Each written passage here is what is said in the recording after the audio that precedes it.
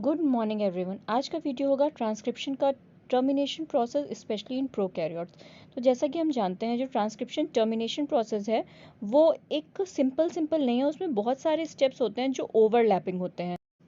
जैसे number 1, RNA polymerase को जब उसका काम पूरा हो जाए टर्मिनेशन में, उसको आरएनए का सिंथेसिस स्टॉप कर देना चाहिए और जो आरएनए मॉलिक्यूल है it must be release from RNA polymerase, निकल जाए और जो नया मॉलिक्यूल आरएनए का सिंथेसाइज हुआ है वो पूरी तरीके से आरएनए से डिसोशिएट हो जाए और आरएनए पॉलीमरेज भी डीएनए टेम्पलेट से टूट जाए। तो ये कुछ स्टेप्स हैं ट्रांसक्रिप्शन टर्मिनेशन के जो एक साथ होते हैं और हमें अब ये जानना है कि ये सारे स्टेप्स कैसे होते हैं। तो जो ट्रांसक्रिप्शन टर्मिनेशन प्रोसेस है वो दो तरीके से बताया गया। It is of two types. पहला है रो डिपेंडेंट टर्मिनेशन और दूसरा है रो इंडिपेंडेंट टर्मिनेशन। तो जो रो डिपेंडेंट टर्मिनेशन है उसका स्पेशलिटी है कि उसमें एक रो प्रोटीन इन्वॉल्व होता है। ये क्या होता है, कैसे होता है, मैं आगे बताऊंगी। और रो इंडिपेंडेंट टर्मिनेशन जो है उसमें रो प्रोटीन इन्वॉल्व नहीं होता है, बट इसमें एक दूसरा पॉइंट है। दूसरा पॉइंट ये है कि इसमें एक hairpin loop like structure बनता है जो कि आरएनए को पुल्स ऑफ कर लेता है। मतलब जो ट्रांसक्रिप्शन बबल है वहां से आरएनए चेन को वो खींच लेता है। तो आइए अब हम जानते हैं रो इंडिपेंडेंट ट्रांसक्रिप्शन टर्मिनेशन। रो इंडिपेंडेंट ट्रांसक्रिप्शन टर्मिनेशन में जैसे मैंने बताया इसमें रो प्रोटीन नहीं होता है। तो सपोज ये एक डीएनए का स्ट्रैंड है जिसमें एक ये नॉन टेम्पलेट स्ट्रैंड है जिसको सेंस स्ट्रैंड कहते हैं और ये टेम्पलेट स्ट्रैंड है जिसको एंटी सेंस स्ट्रैंड बोलते हैं। इसके बारे में मैंने आपको अपनी पुरानी वीडियोस में बहुत अच्छे से बताया है। अगर नहीं आपने देखा है तो प्लीज़ उसमें जा करके देख लीजिए।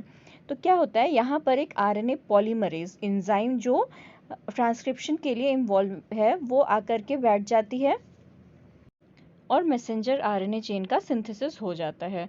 ठीक है, तो ये था इसका इनिशिएशन और इलोंगेशन वाला प्रोसेस जो हमने पुराने वीडियोस में देखा था। इस वीडियो में हम जानेंगे टर्मिनेशन। तो suppose this is a DNA molecule जिसमें कि एक, जैसे मैंने दो आपको रेड से न्यूक्लियोटाइड से डिनोट करके दिखाए हैं, ये दोनों न्यूक्लियोटाइड्स जो हैं ये दोनों सेम हैं। आप ध्यान से देखिएगा, AGCCC GCC और इधर भी AGCCC और GCC, राइट। तो ये दोनों न्यूक्लियोटाइड कैसे हैं, सेम है। बल्कि जो रेड और ब्लैक वाला न्यूक्लियोटाइड है ये दोनों न्यूक्लियोटाइड्स कैसे हैं, ये दोनों कॉम्प्लीमेंट्री हैं, राइट। तो आप ध्यान से देखिए, ए के कॉम्प्लीमेंट्री T, जी की कॉम्प्लीमेंट्री सी की कॉम्प्लीमेंट्री जी। इस तरीके से रेड वाले न्यूक्लियोटाइड जो हैं वो ब्लैक वाले न्यूक्लियोटाइड से कॉम्प्लीमेंट्री हैं। तो अब क्या होगा, ये इस सेल्फ कॉम्प्लीमेंट्री हुए तो अब क्या होगा, ये जो न्यूक्लियोटाइड्स हैं ये न्यूक्लियोटाइड्स जब आपस में पेयरिंग भी कर सकते हैं। तो अब ये जो रेड न्यूक्लियोटाइड्स हैं वो ब्लैक वाले न्यूक्लियोटाइड से पेयरिंग भी कर सकते हैं क्योंकि ये कॉम्प्लीमेंट्री हैं, राइट।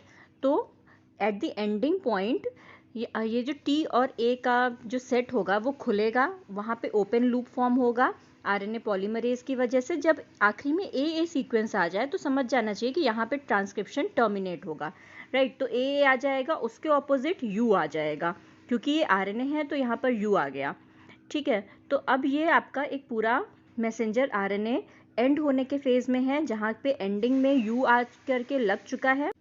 और जैसे कि ये दोनों सीक्वेंसेस एक दूसरे से सेल्फ कॉम्प्लीमेंट्री हैं तो ये सेल्फ कॉम्प्लीमेंट्री होने की वजह से क्या करेंगे, ये आपस में पेयरिंग कर लेंगे और एक hairpin loop like structure, ये स्ट्रक्चर बना लेंगे। और जैसे ही ये स्ट्रक्चर बनेगा वैसे ही ये क्या करेगा, यू और ए के बीच में जो बॉन्डिंग है वो बहुत वीक है। तो ये स्ट्रक्चर बनने की वजह से, hairpin loop like secondary structure बनने की वजह से ये इसको पुल ऑफ करेगा। और जैसे ही ये पुल ऑफ हुआ अब हमारा ट्रांसक्रिप्शन टर्मिनेशन ख़त्म हो गया है। इसके 5' एंड पे इनिशिएशन कोडॉन है और 3' एंड पे इसके स्टॉप कोडॉन है, राइट। अब बारी आती है रो डिपेंडेंट ट्रांसक्रिप्शन टर्मिनेशन की, कि रो डिपेंडेंट ट्रांसक्रिप्शन टर्मिनेशन क्या होता है। तो जैसे मैंने बताया इसमें एक रो प्रोटीन होता है जिसकी बहुत इंपॉर्टेंट प्रॉपर्टीज़ हैं। वो रिंग शेप्ड है, हेक्सामेरिक है, आरएनए बाइंडिंग डोमेन है और एटीपी बाइंडिंग डोमेन है। ये दोनों डोमेन्स अपने आप में शो करते हैं कि इसका क्या फंक्शन होगा।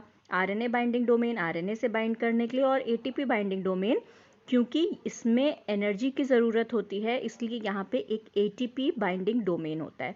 तो सपोज़ ये हमारा एक डबल हेलिक्स है जिसमें कि आरएनए पॉलीमरेज ने 5' to 3' एक चेन आरएनए की सिंथेसाइज कर रखी है, मैसेंजर आरएनए की चेन।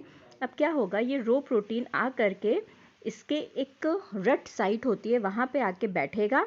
वहाँ पे जैसे ही ये बैठा उसके बाद ये रो प्रोटीन में एक हेलिकेज एक्टिविटी होती है। हेलिकेज एक्टिविटी आपको पता है हाइड्रोजन बॉन्ड्स तोड़ने के लिए। तो अब ये रो प्रोटीन मूव करेगा आरएनए पॉलीमरेज के टुवर्ड्स, और जैसे ही ये आरएनए पॉलीमरेज के टुवर्ड मूव करेगा, ये जो यू और ए के, याद है मैंने आपको पहले भी बताया था, यू और ए के जो बॉन्ड्स हैं उन बॉन्ड्स को ये तोड़ेगा, उन हाइड्रोजन बॉन्ड्स को, जो रेड कलर के बॉन्ड्स हैं ये टूट जाएंगे। और अब आपका मैसेंजर आरएनए फ्री हो गया है। अब मैसेंजर आरएनए रिमूव हो जाएगा और इस तरीके से हमारा रो डिपेंडेंट ट्रांसक्रिप्शन टर्मिनेशन भी खत्म हो जाएगा। तो होपफुली आपको ये दोनों ट्रांसक्रिप्शन टर्मिनेशन अच्छे से समझ में आए हों। अगर समझ में आया तो please like, comment and share this video as much as you can, and subscribe my channel The Bio Cracker. Thank you.